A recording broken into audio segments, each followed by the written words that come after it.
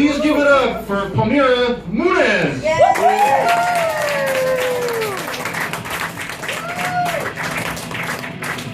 guys, how's it going?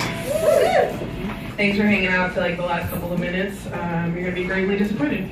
Does my hair look okay? Yes. Is it big enough? Because the bigger my hair is, the smaller my ass looks. So. Does anybody have roommates? No one hates their life as much as I do? Oh, yeah. Okay. Have you? I'm talking to you. No one else is in the room. Love at first mic.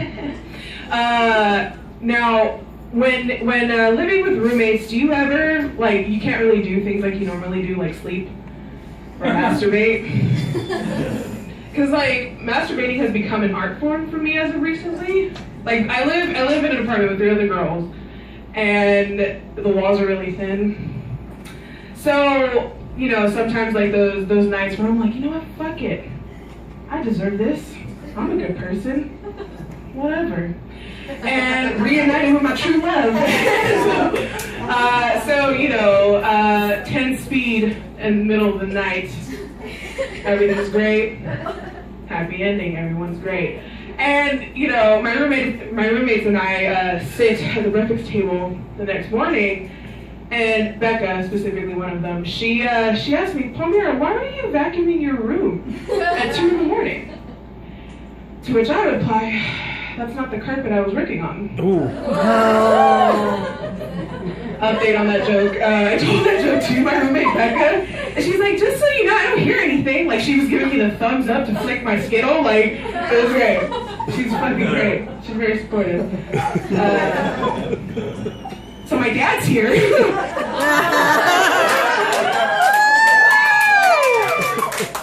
Wondering where he went wrong. Like the nickname in my family is like my dad's Joe Jackson, but like I'm not Michael, I'm Tito. like my brother's Janet because we don't believe in gender binary in my family. So yeah. What were we talking about? My vagina, right. And so let's continue talking about my vagina. I went to the gyno recently to check the pipes, and it was like my first time, so I was like super nervous. And my doctor, she was like maybe like max 10 years older than me, so she was young and she was really easy to talk to. And when she was giving me my breast exam, she was like, hey, you know, I'm gonna touch your titties now. She didn't say titties because she's a doctor, but this is what I heard. And so when she was going to, I had said, you have to buy me dinner first, because I can never turn off the comedy, you know. And, you know, she laughed, and we both laughed, and we, you know, just talked, and it was like the best first date I've ever been on. And, you know, I see her again in January, and we're gonna see how things go. She's like playing hard to get, being married with kids and shit. Bitch, I know you love me. She hates me. But while, you know, during my appointment, she was asked, we were talking about birth control.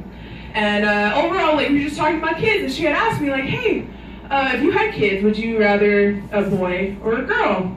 And I gave her like that cliche bullshit, like, I don't want a boy or a girl as long as it's aborted. And is that not how it goes? Because that's what my mom said all the time. I thought that's how it went. But honestly, I can't wait for my first abortion. You know, it's gonna be my graduation present to myself. Special time, you know, and then my time will come after he does. So,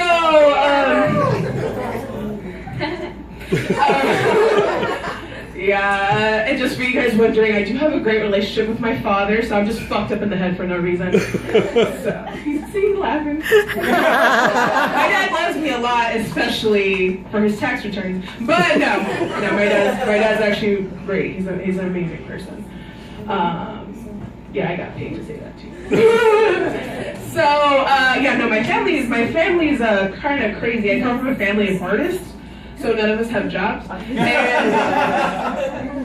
And you know, it's really cute. Like, my mom's a dancer, my dad's a musician, I'm a writer, and so we get together and do drugs.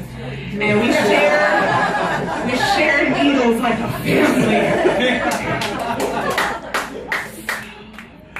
And we're Puerto Rican, in case any of you were afraid. And yeah, don't worry, my brothers are not going to steal your cars because they're in prison already. It's all good. But like, we're not like the I want to live in America kind of Puerto Ricans. I would describe myself more so the Jennifer Lopez and Selena Puerto Rican. Like, because I live in California, I too have to play a Mexican. So that's kind of, hey, Selena though. If you guys peeped my shirt, Selena wasn't Slayer, it was her side project. But anyway, yeah, so I'm a shameful Puerto Rican, I guess you could say, because my Spanish is horrible.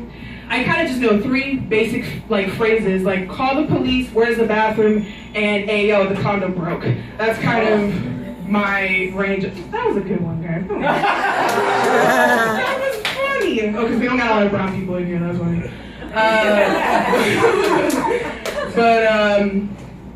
Yeah, good shit. So, and you know, as Latin people and as artists, I come from like very passionate people, very passionate like family members. Like I come from generations of activists.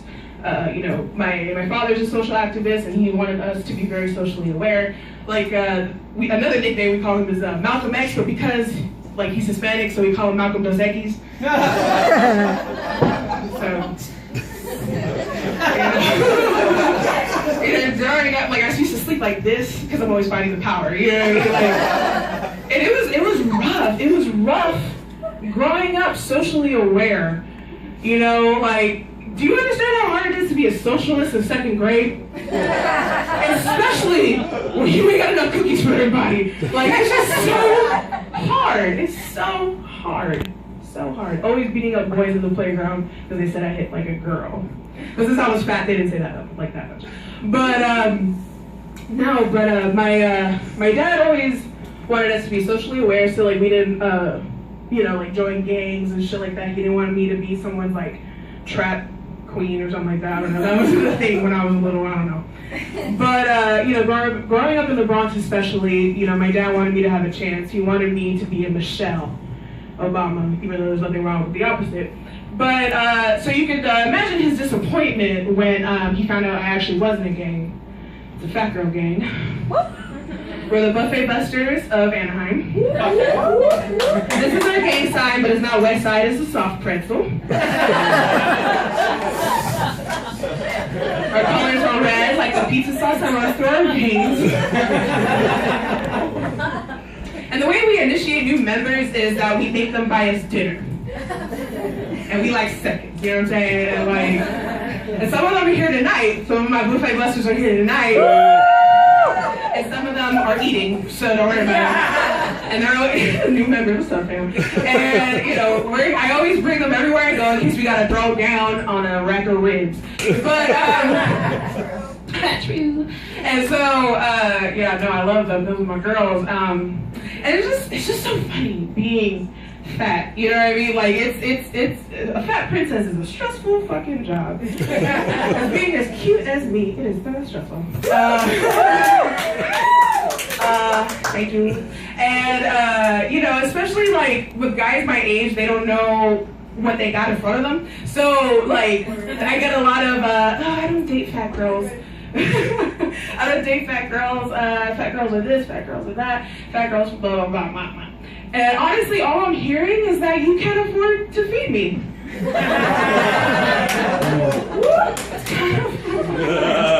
And I can just believe I popped this pussy for Pringles. Once you pop, you don't stop. You don't stop. Not. Alright, all I'm saying is I'm looking for a man with more than 6 figures so your girl can get more than a 6-piece. That's my time.